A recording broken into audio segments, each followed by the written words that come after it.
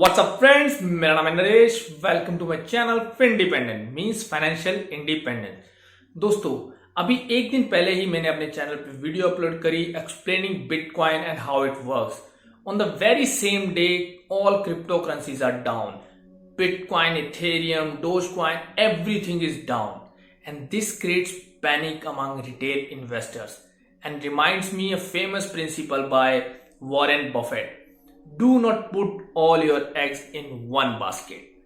इस वीडियो में आपको पता चलेगा कि इस प्रिंसिपल का इंपॉर्टेंस क्या है, अब इस डाउनफॉल और क्रैश का क्या इंपैक्ट होगा, how you should overcome this situation and आपको इससे क्या लर्निंग लेनी चाहिए। इस वीडियो में इसके बारे में बात करते हैं, समझने की कोशिश करते हैं। कुछ महीने पहले दोस्तों बिटकॉइन के प्राइस सडनली एकदम से बढ़ने शुरू हो गए और ये सब शुरू हुआ एलॉन मस्क के एक ट्वीट से, जिसमें उन्होंने लिखा कि वो अब bitcoin as a payment mode accept कर रहे हैं फॉर टेस्ला कार्स।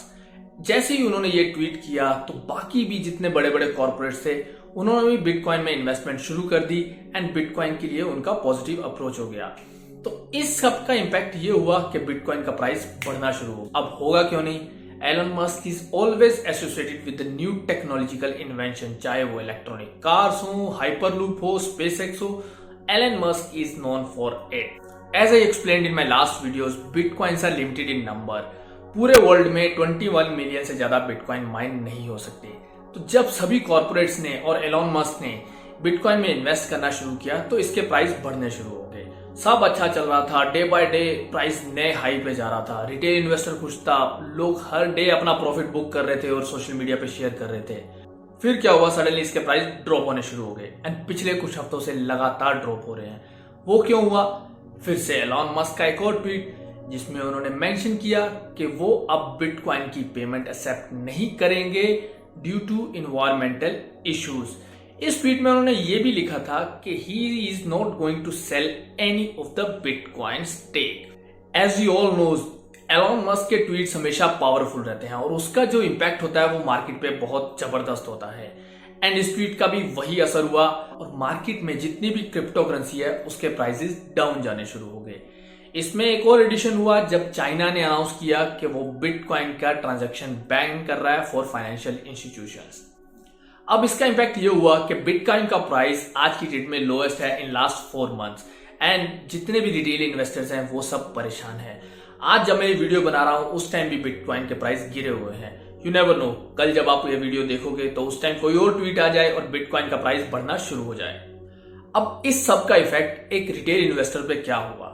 देखो दोस्तों, जिन लोगों ने ये सोचकर बिटकॉइन में इन्वेस्ट किया था कि वो रातों रात अमीर बन जाएंगे और बहुत सारा प्रॉफिट बना लेंगे, आज उन सब की हालत बहुत खराब है।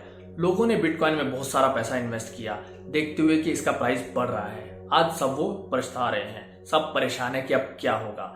बट जो लोगों ने सोचकर समझकर प्लान करके इन्वेस्ट किया उन लोगों को कोई भी स्ट्रेस नहीं है। दोस्तों, इसको अवॉइड करने का एक ही ऑप्शन है, वो है diversification of investment. Wealth build करने के लिए की प्रिंसिपल है डाइवर्सिफिकेशन। आप अपना एसेट क्लास का डाइवर्सिफाई करो। फॉर एग्जाम्पल, अगर किसी ने अपना सारा पैसा बिटकॉइन में इन्वेस्ट कर दिया है और आज जब मार्केट डाउन है तो आपको बहुत बड़ा लॉस होगा। बट अगर आपने सोच समझकर बिटकॉइन या क्रिप्टो में इन्वेस्ट किया जो कि आपके ओवरऑल पोर्टफोलियो का 5% और मैक्स टू मैक्स 10% तक है, तो उस केस में आपको ज्यादा स्ट्रेस नहीं होगा। बिकॉज 5% अगर आपका पोर्टफोलियो डाउन जाता है तो वो आपको इतना इफेक्ट नहीं करेगा इन कंपैरिजन टू कि आपका पूरा ही पोर्टफोलियो डाउन चला गया। तो डाइवर्सिफिकेशन इज द की। और मैं तो ये बोलूंगा कि आज जब प्राइस डाउन गए हुए हैं तो अगर आप बिटकॉइन में इन्वेस्ट करने के लिए वेट कर रहे थे तो ये आपके पास एक अच्छी अपॉर्चुनिटी है।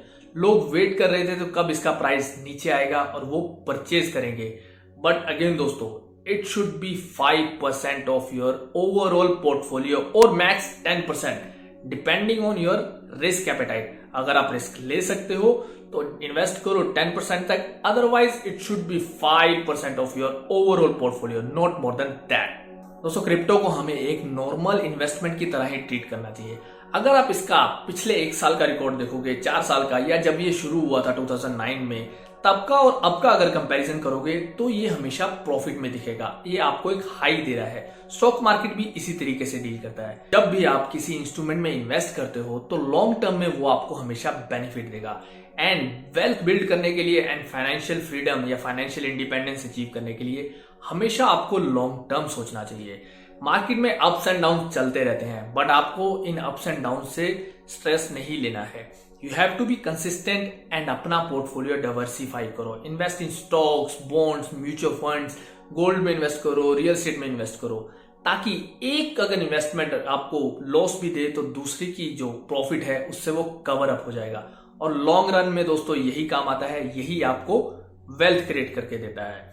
And one and only Warren Buffett का फेमस प्रिंसिपल तो है ही, do not put all your eggs in one basket. तो मार्केट के ये रेगुलर अप्स एंड डाउन से परेशान मत हो। कल को अगर एक और ट्वीट आ गया और इसका प्राइस फिर से बढ़ गया तो आप खुश हो जाओगे।